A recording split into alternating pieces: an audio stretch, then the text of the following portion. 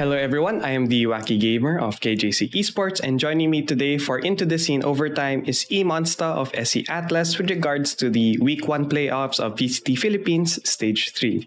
So welcome YMONstah. Thank you for having me, Waki. I'm really excited to be a part of this video. And thank you for correcting me because every time you hear the casters in the VCT, it's always YMONstah. Yeah. So at least now people know it's supposed to be YMONstah and Yes, YMONstah. please, YMONstah. Anyways, before we talk about the VCT Philippines playoffs, EJ was added around end of April. So during that 2-month period, was there any pressure in preparing for the VCT with SC Atlas fans and especially EJ fans? Actually, we were not pressured at all with the addition of EJ. All of us here were excited to play with EJ because EJ has been an old friend in CSGO days. So playing with EJ now and seeing how he's such a good duelist and fragger in the game was getting us excited actually to perform and play in VCT. Because in NA, we in the Cloud9 effect where people wouldn't call it Cloud9, they would call it Tens and Friends. Was there fear from the manager when EJ joined in, or fear from you guys that viewers will call you guys like EJ and the rest, Actually, no. I think EJ as a player is really good. Put him in any team and you'll see him frag out. He's really a star player. Basically one of the best duelists here in the country, and we weren't afraid of getting called EJ and Friends or something like that. And then when VCT came in, you guys got the brackets earlier, so you got before it gets uploaded publicly. What did you guys feel when you guys found out that for quarterfinals you guys had to face Zeal Esports right off the bat? We were excited actually to play against Zeal Esports, being one of the top teams right now in the Philippines. Winning against Paper Rex 3-1, was it? On that KGC tournament. It was we were really excited to face off against Seals and show them what we had in store. Unfortunately, we lost, but yeah, it was a good fight. It was a good run. And what you guys had in store, which actually got me surprised, if I'm correct with the map pick process, you guys had the first pick and you guys picked Breeze, which I found very weird because I feel like teams would save Breeze for maybe semis or finals where not everyone would know what to expect for the strategies on that map. Why did SC Atlas go for Breeze first map on the quarterfinals? We felt confident in Breeze because we've been practicing a lot on Breeze, and even though it can be a wild card or a strange pick, it's still early on, and the map is really new, so there are a lot of metas and things you could change within just a small amount of time. Like you can change the setups and everything. And if I recall, EJ was really cracked on that game. He got a 30 bomb. I think so as well. Yeah. In overtime. And then you're the primary Sentinel player on this map. You played Cypher, if I recall. Was it is Cypher something you guys really planned out for on Breeze, or was it like a comfort pick to use Cypher on Breeze? It was planned out. I had to study a lot of cheeky tripwires and one-way smokes just to get the vibe of the map with Cypher. But for you personally, do you think Cypher is the stronger or the strongest primary Sentinel for Breeze, or do you think KJ or Sage is the must pick and not Cypher? I mean, it really depends on the team as a whole, on how you want to approach the map and how you want to aggress or be proactive in the map during attacker and or defender side.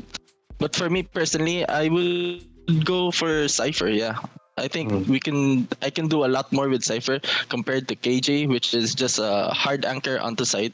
And then Sage, you can do a lot with Sage as well, but it's really not for me. Sage is not for me. Sage is not for you. if you guys had to run a primary Sentinel, Cypher, KJ, plus a Sage, who would usually pick up that Sage? If, let's say, you guys brought it out on Breeze. It would be most likely Bry or Tim. Yeah. Mm. And then sometimes you'll hear people talk, because actually the Breeze game was actually close, 16-14, very tight. Sadly, you guys lost that. But then on Bind, you guys won it, and people might think, oh, it was EJ that actually carried the game. But if you look at like the stats on VLR.gg, everyone actually had like great support. I think Yoshi had 10 plus assists and then 18 kills. And everyone on the board actually double-digit kills, a high amount of assists. Was Bind just one of your stronger maps, or did you guys make certain adjustments in the first game? Bind is actually one of our stronger maps. We were also confident in our Bind game. We just stick to our game plan on Bind. It's been very what do you call this? It's been a very good run on Bind all the time. Because if you look at VLR.gg, I think we have an 88% win rate on Bind. And we're really confident in our Bind game. We're just kind of changing the meta all the time with Bind as a map. Yeah. And from at least when you hear NA, or at least if you look at Twitter, people say Bind is a bad map. Bind is not fun to play on. What's your opinions on Bind? Bind is a good map. Split is not. Split is the bad map. Split is the worst map.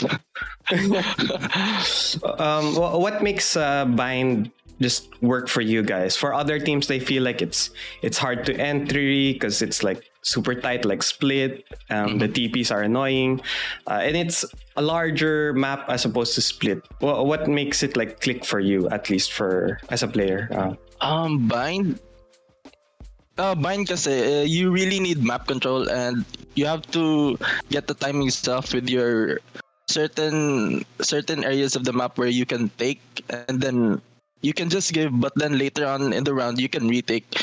And once you have that info, you can just play the rotations on and off, A to B. And once you get the hang of that, Bind is actually a good map, and perfect timing is all about it, and good communications. I think I just want to ask, if you were to have like a favorite map list, so where is Bind? So let's go through the 6 maps that we have. Yeah. So for Bind, is Bind number 1 or? Bind would be number 2 or 3, because Ascent would be number 1 for me. Yeah. Ascent would be number 1. And then everyone, at least in casuals, people dislike Icebox. Where is Icebox for you? Icebox would be 4th. And Haven? My second, Haven would be 3rd. So we have 1st Ascent, 2nd Bind, 3rd Haven. What are the maps missing na lang? Icebox, Breeze, and Split. Icebox, then Breeze, then Split would be the last. But you don't mind if you had to choose between Breeze and Icebox. Are they like similar? Because they're both large. Yeah, similar. Yeah, both large maps wherein you could just force gamble stack on one side or another, and then play off mid, get some info. And then you guys ended up playing Split for the last map. I would like to ask though, how is the last map usually picked for VCT? It was based on your winning rate, I think, of the last 2 maps, because there was a Bandit and Pick, and then the last 2 maps were based off of the winning rate. There should be which one is closer for both teams. And I think it was Icebox and Split, the last 2 maps, and then it was Split for the organizers. For Split, sadly, your hated map. The Sova players like Yoshi, no one thinks Sova is meta for Split, so they always opt to switch out. But then one thing I noticed, I don't know if this was a bug by VLR.gg, but I also noticed this one watching the VCT, was that you, Bri, and then Tim would flex between agent roles. So for you were Cypher on Breeze, then Viper on Bind, and then on Split you were Astra. So is this actually like a strategy that you guys have, or? Yeah. We really like to mix things up with the team, but Mm. Bri would be our Sage or Sky, and then I would be the Sentinel or controller role, Mm. as well as Tim. And then that's just it. Yoshi can be our duelist as well. And Split is just a different map for us. We're still trying to find our groove on Split as well. Mm. What was the motivation for making team comps like this? Because usually, like, if you watch like Bren Esports, you know who are the duelists, you know who's the primary sentinel, you know who's the controller, but you guys try to switch it up almost in every map. Was it the coach or was it you guys who are like, you know what, let's change it up every map, keep them on their toes? It was coach and player. It was both a coach and player decision. Kasi we're really still trying to find out our team comps for different maps, and then treating our agents as to as to our role on the team. Parang we're still trying to mix it up and trying to understand a lot more. And Find then comfort mix. for you, does it affect how you like? Because if you're the controller for all like 3 maps, you get like this momentum, you get this groove, like you know what to do and all that. Doesn't switching your roles affect how you play, how you decision make? Actually, for me, it doesn't really affect me that much because my Cypher, my Viper, and Astra on the 3 maps, I play them like a Sentinel. So I would just focus on defending the side, trying to delay the other team as to when they're setting, and then just play it off from there. And it's really about understanding your role, not the agent. Kasi like others say, it's not about being duelist or being controller. It's about you fragging out or making that agent do things that are not just out of the box. There's out of the box plays like that. And then since you did say that you guys are still experimenting, how close are you guys to like finding your groove, finding like what makes SE Atlas play style? We're almost there. Just need a little bit more practice, and then understanding the meta right now. Kasi it's been really tough for us as when EJ arrived in the past 2 months. We've been winning some, but most of our games were like really bad, and we were on a slump before VCT. So we just need to prepare and focus on getting this groove of finding our play style, our composition, and then just dragging out and outplaying the opponents. Excitingly, week 2, we will now be able to see KO. Did you guys? Are you guys prepared to face KO? And I don't want to leak strats, but are you guys planning to use KO in the qualifiers? We'll find out depending on the map, actually. Okay. But I think we're ready for a KO week 2 kind of vibe, Do you think KO is broken, or do you think KO is underpowered? What do you think about KO? KO is actually I don't know. I can't. Siguro if you put it into a tournament, I think he's a good agent, pero there are things you can do to like stop him still. But if you have a Killjoy in your comp, oh my god, Killjoy is just gonna cry against the KO.